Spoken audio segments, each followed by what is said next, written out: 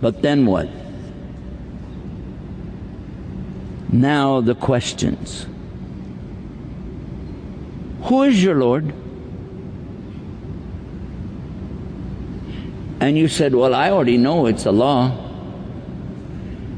That might be true if you really worshipped Allah alone without partners. But if there was anything in what you were saying it's not true, then you won't be able to say it. If the person was saying it but not really doing it, it won't benefit them. Only Ikhlas. Surah Ikhlas. You know Surah Ikhlas? Read it. This is the belief of the real Muslim. He knows Allah has no partners. He knows Allah doesn't have a son or a daughter. And he knows there's nothing like Allah. This is the Iman in Allah. And then, what will happen? You say, Allah is my Lord. The next question. What was your deen? Not religion. Deen. Deen means what you did with your life. Did you get up in the morning early and pray your Fajr on time, mashallah? And you stopped your work for Dhuhr, mashallah. Asr came and you stopped, mashallah. Maghrib and Isha on time in the masjid, mashallah. This was your deen. You fasted properly in the month of Ramadan and you paid the zakat. Alhamdulillah. And Hajj, mashallah. And you were good to the orphans, the yatim and the miskeen, the impoverished and the poor. You helped them.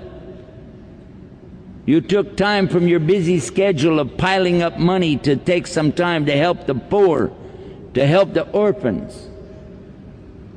And you stayed away from people who are gossiping and backbiting and making ghibah. You stayed away. You said, I don't want any of that. I don't want to talk about people. You obeyed Allah and His Messenger and those in authority over you. Now I saw some brothers said, huh? That's in the Quran, brother. Allah put people in authority over us. We have no choice but to obey Allah, His Messenger, and those in authority. Alhamdulillah, we find here in Malaysia very good brothers that understand this deen. But in other places in the world, they didn't understand it. And when they began to rebel against their Muslim leaders, Allah took them away and gave them worse. And when they rebelled against them, they got worse. And they keep rebelling until a whole entire Muslim population is actually in a prison in their own country, because they keep rebelling against Allah and His Messenger and their leaders. What is your deen? What are you doing with your life? How do you spend your time? Dhikr of Allah or SpongeBob SquarePants? How do you spend your time? Reading the Quran or watching the sports? How did you spend your time? What did you do with your time that Allah gave you? That was your deen. And the third question, who was your prophet? And you say, I know that, that's going to be real easy. Oh, really? Actually, that's going to be one of the hardest of all after we got past these other two, because now it's still a question. Why would that question be there? You say you believed in Allah, mashallah, you did some good acts, mashallah, but did you do everything on the order of the way that the Rasul told you to do it? Or did you accept people to make up something else and you followed that instead? And I've been in some countries where you cannot believe the things that some Muslims do. And when you try to correct them, they say, oh, but this is what we've always done. Our fathers before us, they did the same thing. And you say, but that's in the Quran too. It says that in the Quran. We're doing what we found our forefathers doing. Does it make it right? Would you like to know one example?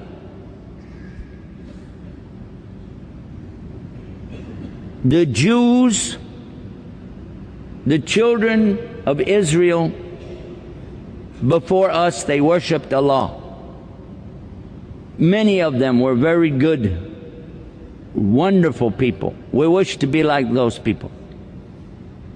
But they began to admire some of the people, other people who had treasures and wealth, and some of them followed those people and began to accept their gods. One of the things they found was people who would cut the trees and take the trees into their houses for good luck. They had a tree god called Woden. This is an ancient religion still mentioned in the encyclopedia today. They believed that this tree could help them, and they would decorate their house with this tree. So Allah sent their prophet to them, Jeremiah. And Jeremiah was saying, this is what your Lord has said. Don't be like the mushrikeen. Don't go into the forest. Don't cut the tree. Don't take it into your house. You carry it on your shoulder. It cannot hurt you. It cannot benefit you. Don't do it. It's in Jeremiah chapter 10, verse 6, 7, 8. Read it. In the Bible, Old Testament. Don't do it. So when we come to the Christians, when I was a Christian and I said, guys, we have in our book, we're not supposed to do this. And they say, oh, you're just too strict. We're having fun. This is what we all do. This is what our fathers did before. It's no big deal. I said, but it says not to do it. Why are we doing it? Some of them listened. Most of them laughed. But the leaders of them, the ones selling the trees and making the money, they accused us. You know what they said? You're fundamentalists. Exactly what they said. Now in Islam, when our teachers come to us and they tell us, please, don't follow the way of disbelievers. This is what the Quran says. And you said, oh, you're a Wahhabi. Just like that. You've been warned. Right now, what's going on here, you're being warned clearly by very good scholars who understand about practicing other religions and claiming that it's exercise. If you exercise, it's not a problem. The scholar said it. I read the fatwa. I read the fatwa and I read what he said after the fatwa to make sure you understood. Exercise is not the problem.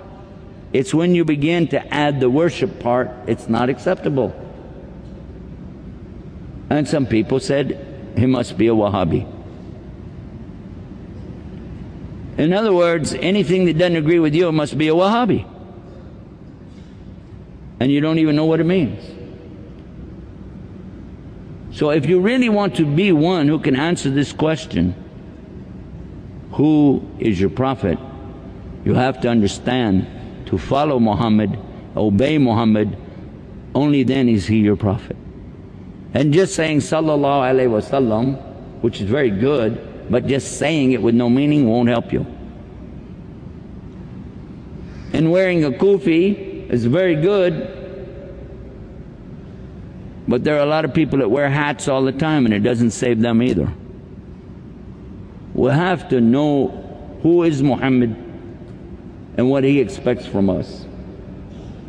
And then we have to try our best to follow it. This is all included in saying that Muhammad is our prophet.